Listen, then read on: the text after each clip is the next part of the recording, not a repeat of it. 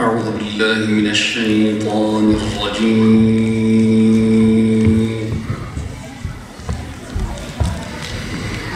بسم الله الرحمن الرحيم.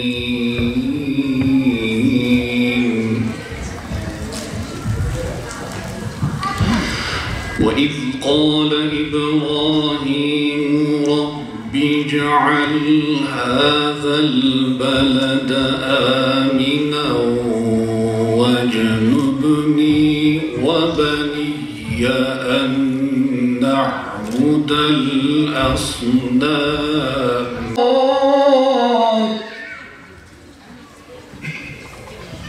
Siz kıymetli misafirlerimizi selamların güzeli olan Allah'ın selamıyla selamlıyoruz. İdare Eğitim Vakfı olarak düzenlediğimiz Ailem Cennetim Olsun ana temalı seminerlerimize devam ediyoruz. Bu ay seminerimiz örnek bir aile peygamber evi konusuyla Medeniyet Taş hocamız tarafından sunulacaktır. Hepiniz programımıza hoş geldiniz. İdare Eğitim Vakfı olarak katıldığınız için teşekkür ederiz.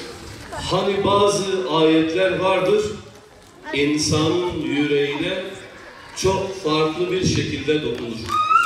Kalpleri titretir, her okundukça ayrı ayrı insanı etkiler. Siz o ayeti okuduğunuz vakit sanırsınız ki ilk kez bu ayeti duydunuz. Müfessirlerimiz bu ayetlere berceste ayetler diyorlar. Yani özlü, etkili, dokunaklı ayetler diyorlar. Bir hocamız, Allah razı olsun kendisinden, şunu söylemişti. Demişti ki, beni en çok etkileyen ayet Tahrim suresi 6. ayettir demişti. Tabi bu ayeti özellikle hepimiz belki biliyoruz. Bizim bütün seminerlerimizde, özellikle Ailem Cennetim Olsun seminerlerimizde bu ayet var. Herhalde slayta bir problem çıktı. Bilgisayar çok salladı böyle de. Bu ayet Tahrim suresi 6. ayet. Ey iman edenler, yakıtı insanlar ve taşlar olan cehennem ateşinden kendinizi ve ehlinizi muhafaza edin ayeti. Ey iman edenler, kendinizi ve ailenizi yakıtı insanlar ve taşlar olan cehennem ateşinden koruyunuz ile başlayan ve devamı olan bir ayet. Bu ayetle ilgili bir arkadaşımız beni en çok etkileyen ayet budur demişti. Evli bir arkadaşımızdı. Biz o zaman henüz bekar. Demek ki herkes kendi algısına göre Kur'an'ı okuyup bazen değerlendirebiliyor. Demişti ki hocam ben burada birlikte zikredilen iki unsur var. İnsan ve taş unsuru. Allah-u Teala Celle Celaluhu bazen iki şeyi bir mukayese aracı olsun diye bize birlikte sunar. İnsan ve taş. Yani niçin seni bu kadar etkiledi? Çünkü hocam ben diyorum, kendi kendime düşünüyorum. Bu ateş öyle şiddetli, öyle etkili bir ateştir ki taşı bile eritir. Taş güçlü bir şeydir. Taşı bile eriten bu ateş insana ne yapmaz ki? Onun için ben bu ayeti düşündükçe, hele de bu ayetin muhatabı çocukların, ehlim, ailem olduğunu düşündükçe de bu ayetin etkisi çok farklı bir şekilde beni etkiliyor demişti. Biz de sohbetimizin başında bu ayet ile başlamak istedik. Şu husus çok önemli. Aile son kaledir. Son kale. Niçin son kale? Çünkü böyle parçalaya en son buraya kadar indirgediler. Biz önce bir ümmettik, sonra devletlere böldüler bizi. Devletleri kendi içinde işte efendim Kürdü, Türkü, Arap'ı, Zazası, Farsı diye ayırdılar. Suni sınırlar çizdiler, şehirlere kadar indirdiler. Sonra etnik kimlikler, mezhepler üzerinden ayırdılar bizleri. En son 20-30 yıl öncesine kadar elimizde geniş bir aile kalmıştı. İçerisinde dedelerin, nenelerin, amcaların, teyzelerin olduğu en azından bir otokontrol mekanizması sunan bir koruyucu kurumdu. Onu da yıktılar. Şimdi işte çekirdek aile dedikleri bireyselliğin, bencilliğin öne çıkarıldı. Sadece anne, baba bir de çocuklar. Akraba yok, sıla-i rahim yok, konu komşu yok, ona buna gitmek yok. Böyle dar zindanlara hapsedilmiş bir mesele. Onun için son kale de ailedir. Çekirdek ailemiz artık bizim son kalemizdir. Bu son kaleye dahi şu an ne yapıyorlar? İşte göz dikmişler. Orayı bile parçalamak istiyorlar. İşte ceplerimize soktukları cep telefonlarıyla, internetlerle o evin içini dahi öyle bırakmıyorlar. Ona dahi tahammülleri yok. Onun için biz şunu söyleyince aile son kaledir. Gerçekten de aile son kaledir. Bu hususun üzerine değindiğimiz vakit hep aklıma şu meşhur mesele geliyor. Derler İstanbul'da bir Allah dostu derviş sokakta dolaşıyormuş. Her önüne gelen kişiyi tutuyormuş öyle. Kendine çeviriyormuş. Allah var Allah diyormuş. İnsanlar tabii şaşırıyor böyle bir tabloyla karşılaşınca. Eyvah adam biliyoruz Allah var. Ne diye bizi sarsıyorsun? Hayır sizin bildiğiniz gibi değil. Hakikaten Allah var. Gerçekten de Allah var diyormuş.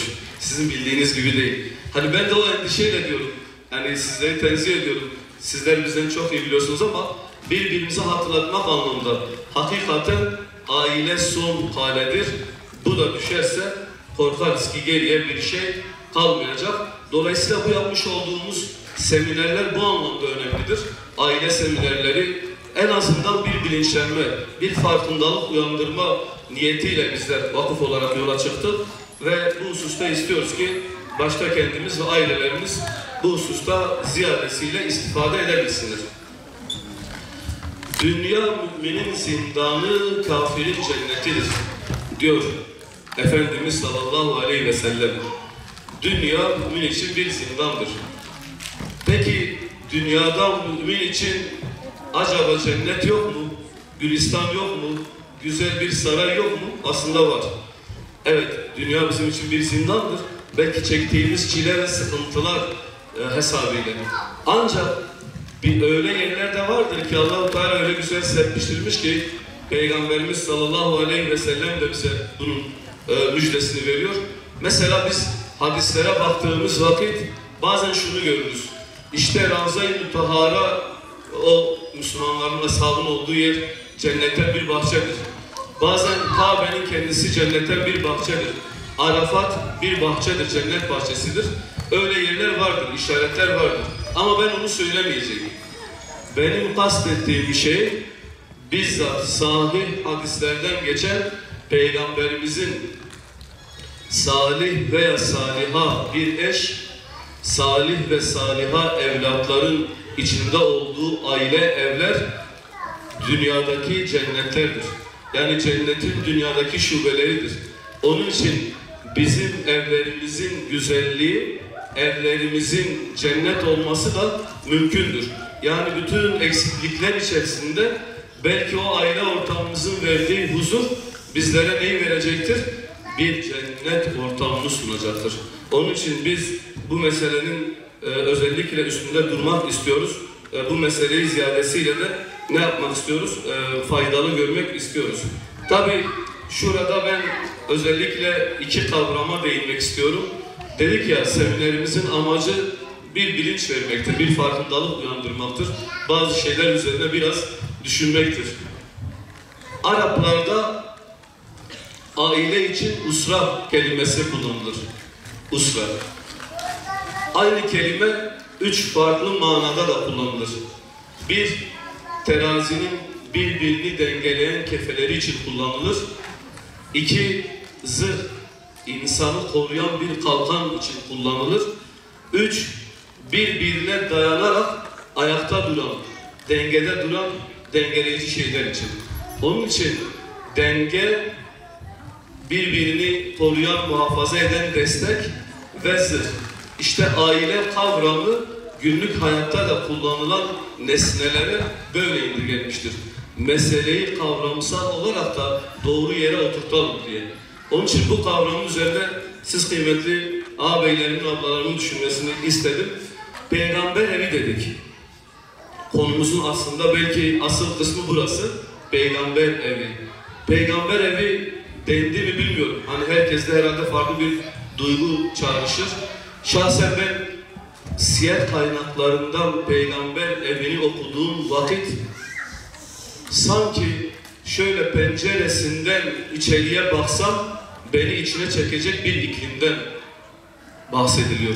Öyle aslında içinde huzurun, mutluluğun olduğu güzel bir iklimden bahsediliyor. Öyle bir iklim ki kulağa hoş gelen bir namedir. Ammarların rahatlıkla gelip dert döktüğü, peygamberle dertleştiği bir evdir. Hazreti Bilal'in özgürlüğüne kavuştuğu bir evdir peygamber evi. Hazreti Zeyd'in anne ve babasının eksikliğini hissettirmeyen bir evdir peygamber evi. Ebu Hureyre'nin himaye olduğu, açlığını giderdiği bir evdir. Uzattıkça uzatabiliriz. Her sahabenin dünyasında peygamber evinin istisna bir yeri vardır. Onun için biz peygamber evi dediğimiz vakit sadece Peygamber sallallahu aleyhi ve sellemin evini de kastetmiyoruz. Peygamber sallallahu aleyhi ve sellemin mektebinde yetişen o eshabı oradan aldığı ders ve hikmetle, ibretle kendi evlerini de peygamber evine dönüştüren ve sadece o da değil, peygamberimizin dokunduğu evler vardır. Yani biz bazen özellikle mahremiyet meselesini işlerken şunu görüyoruz, peygamberimiz yerinde duran bir şahsiyet, kıymetli bir şahsiyet değildi. Peygamberimiz evlere girip çıkan, ailelerin meseleleriyle ilgilenen ve birçok evde ders veren kıymetli bir peygamberdi. Onun için peygamber evi denildiği vakit sadece Peygamber sallallahu aleyhi ve sellemin kendi evini kastetmiyoruz. Bizzat eshabın da tek tek peygamber evine dönüştüğü evlerden de bahsediyoruz. Onun için bu hususu belki iyi bilmek lazım. Peygamber evi herkes kolay ulaşsın diye mescidin hemen bitişinde, merkezi bir yerde, görünür bir yerdeydi. Yani sözüm ona şimdiki idarecilerimizin, yöneticilerimizin, belki valilerimizin, işte bakanlarımızın vesaire kulakları çınlaması lazım. İnsanların ulaşamadığı, güvenlikçilerin kapıda sizi durdurduğu evler değildi. Hayatla iç içe, insanlık ile iç içe, ashabla iç içe, öyle ki elini uzatsan geçebileceğin tarzda. Sadece ikame halinde mi, sadece meskun olunduğu halde mi? Yok. Savaşta da öyleydi. Savaşta da Peygamber sallallahu aleyhi ve sellemin çadırı bütün sahabenin ordunun en orta yerindeydi. Öyle ki herkes rahatlıkla hemen peygambere gidip gelebilsin. Bizi Hazreti Peygamber'in ve sahabelerinin evlerine benzer. Öyle ki evlerimizde bizi cennete götürecek vasıtalardan başka hiçbir şey kalmaz.